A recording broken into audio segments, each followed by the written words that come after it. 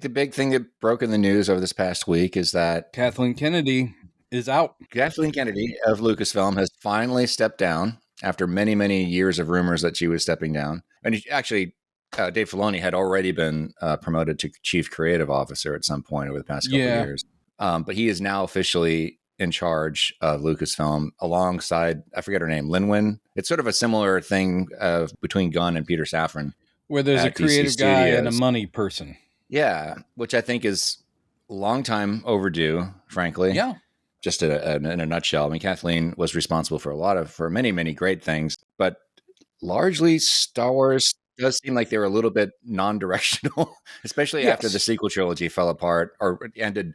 It didn't end with a bang. It kind of ended with a whimper, and they just didn't really know how to recover from that. And it just seems like they've been going in circles since then. The internet is a terrible place, and a lot of people are really happy to just dogpile on and curse her name and so forth. But I'm glad you started off with a lot was done badly under her regime, but so much good stuff too. The problem is that it was that scattershot. There was no clear direction. It was just occasional, like, yeah, go ahead and do an Andor series. You know, it's like, go ahead. Yeah.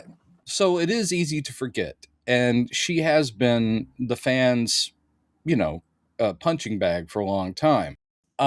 She wasn't the ideal person for the job, but at the same time, she did some stuff. She kept it alive. But someone I read somewhere who was commenting on it in a very even way was saying the balance was totally wrong, and the balance of the Force, and also the focus was totally wrong, because Star Wars, the IP, became completely reactive, which is not the way you want to go. You want to have someone, if it's Lucas or if it's Filoni, who has a vision and will stick to it. And maybe they make mistakes, but I want to go here.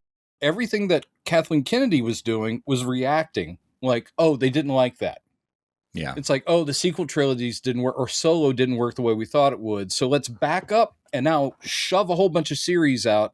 Uh-oh, they're getting tired of the series, and one's good, but one's not good. One season is great, but the next season tanks. Uh-oh, let's announce a new movie. It's like, it was just constantly that, where they were listening to the public, but it's like, it'd be better if you just had a vision and you stuck to your guns. Yeah. Stick to your guns. And a lot of weird decisions that they made along the way. A lot of weird decisions. And even things that came out were so overproduced or nitpicked or changed in midstream to where it was like, Solo was a good example. Like it was going forward with the whole, and then they're like, and it's like, director's out.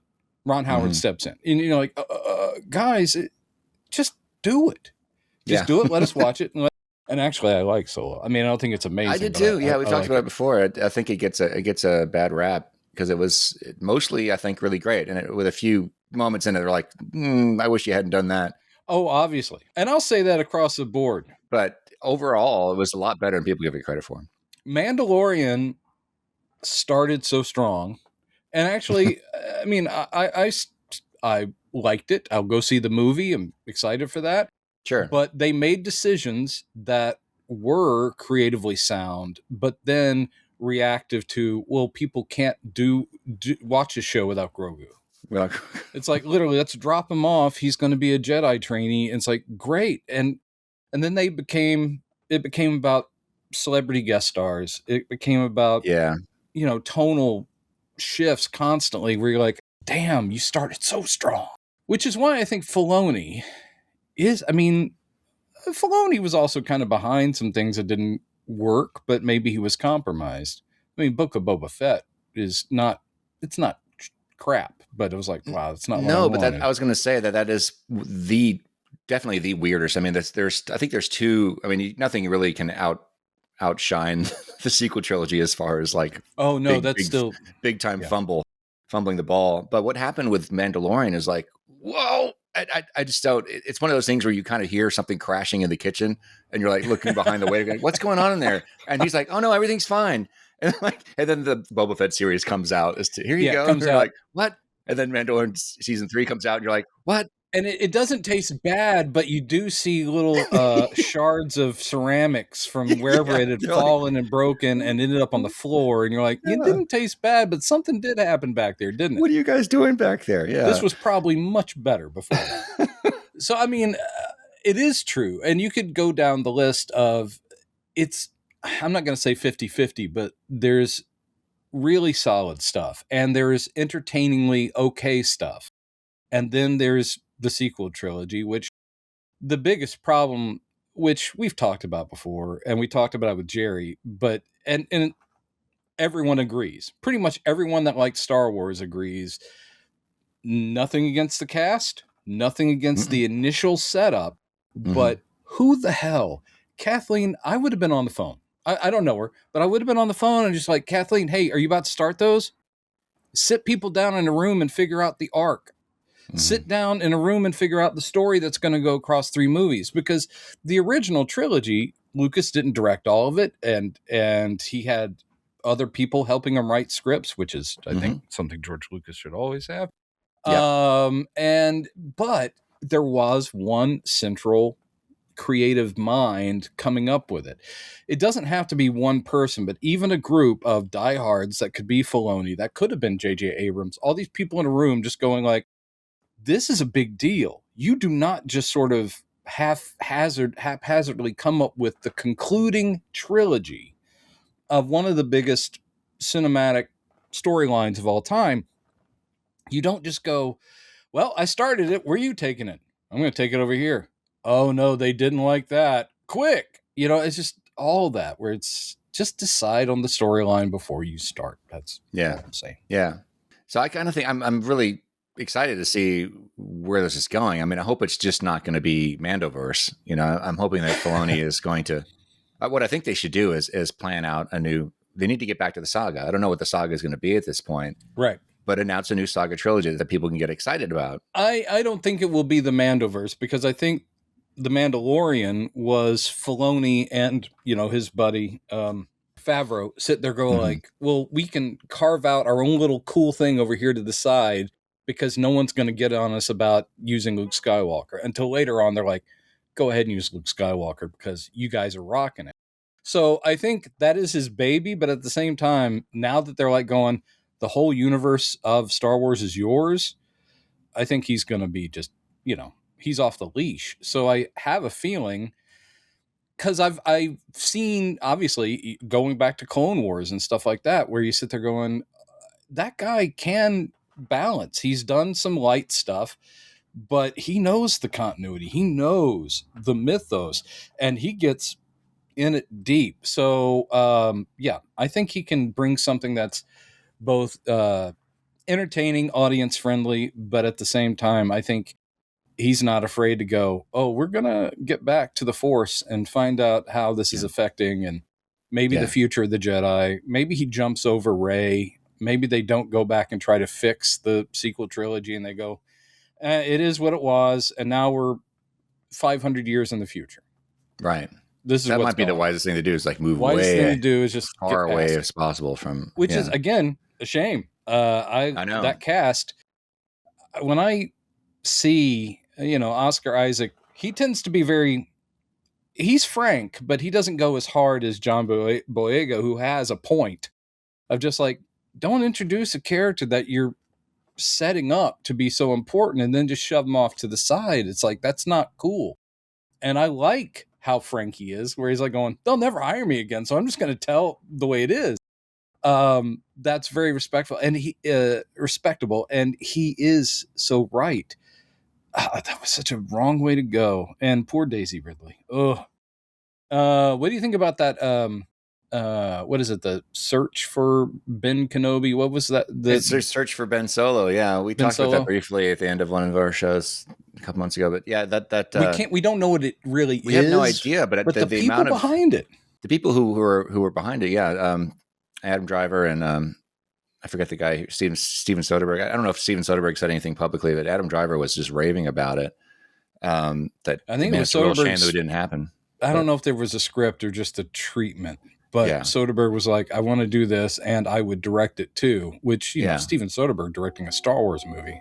So, I mean, the Bring idea it. to me on the face of it sounds like, no. I mean, that's my initial reaction is like, why would you Right. want to Yeah, I don't resurrect any of need to the, know more about, but yeah. if they've come up with something fascinating about that character.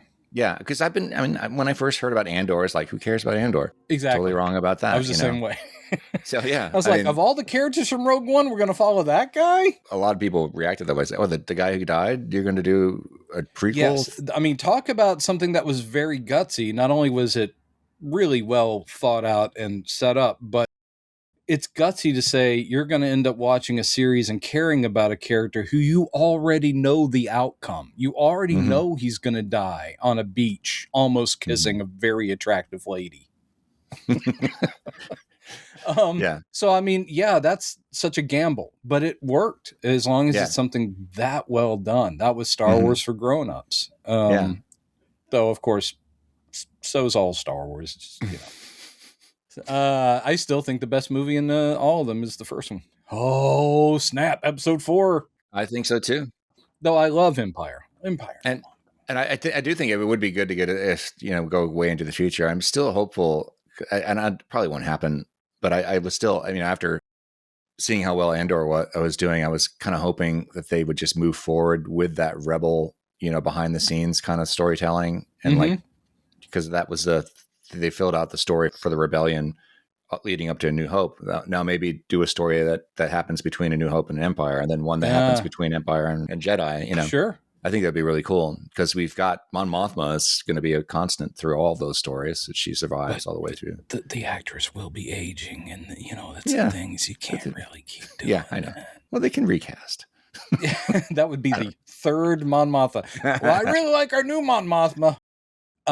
But you're right, that all that stuff was intriguing, and when they do these things well, any supporting character, it's like we were talking about before, it's like I would watch a movie about that guy. I would watch an Admiral Akbar movie if it was well done.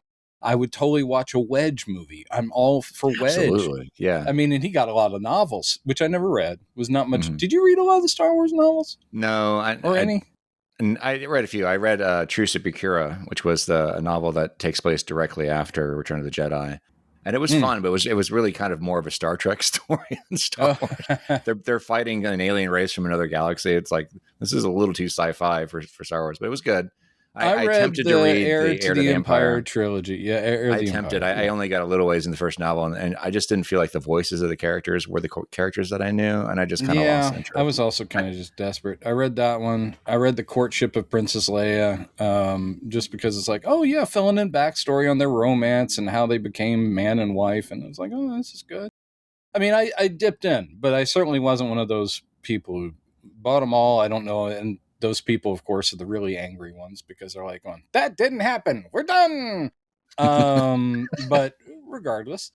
So, yes, the news is big. We can only speculate as what this will get us. But I trust Filoni. He's done some great stuff. And let's all ease up on Kathleen Kennedy. Though, of course, she can still go to sleep on her platinum bed. And with her diamond-encrusted pillows, because you don't walk away from something that big without a huge chunk of change. She's going to be just fine. I do think Filoni needs a little bit of, and hopefully he's learned a little bit of, after doing Ahsoka, which I know he didn't direct entirely on his own, because he had some really good. The very, very first episode of Mandalorian season 1 was, and some other episodes too, but the very first episode was directed by him, and I thought that was excellent. But there are other things he's done that's a little clunky. With the I'm live not sure. action. I don't think him taking this over is him going to be, directing the mass of stuff. He is going to be the guy sitting there going like, hey, I want to green light that. Sounds great. We're going to tie it into this, which I'm also green light. I mean, he'll be the guy in the story conferences going like, oh, we can't go there because we've already promised this to that guy and blah, blah, blah. Yeah. Case in point, I mean, the Bad Batch started off as his thing, and then I think it was season 3 of Bad Batch was the last one. And that he didn't really write or direct any of that, but it was excellent. I mean, I'm sure he oversaw it and produced it, obviously, but I thought that was the best of all of Bad Batch. It was a really tightly written season. Also, they knew they had to be kind of wrapping up. So it's like, okay, we can't really have one-off episodes. We got to just build and build and build. And that was always a weakness with all the shows that he did. I would say even the Clone Wars all the way through Rebels, and that they would always be filler episodes where they're like, yeah, let's just stick around and just abandon the main story for a while. So yeah, but that didn't happen in that last season of Bad Batch. It's good stuff. That is Star Wars, the State of the Empire, which we're, fingers are crossed. Always follow the P. It's going to get people in trouble. I swear to God, people will be looking for the P and trying to follow it.